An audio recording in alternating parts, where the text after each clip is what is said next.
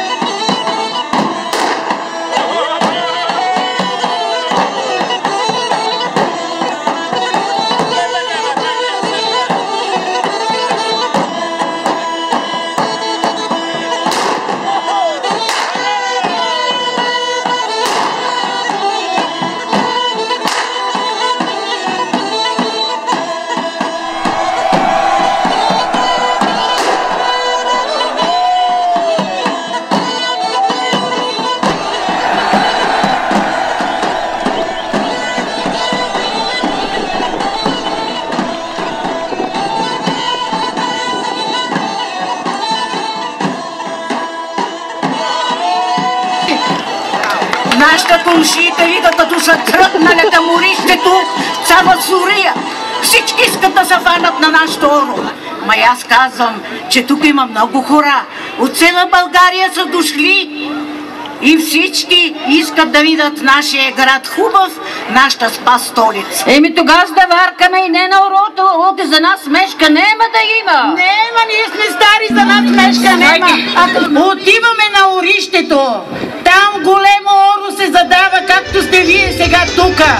Там ще играем. За това сме се набелили, за това сме се начервили, за това малко така го даваме шик, за да можем да представим пролет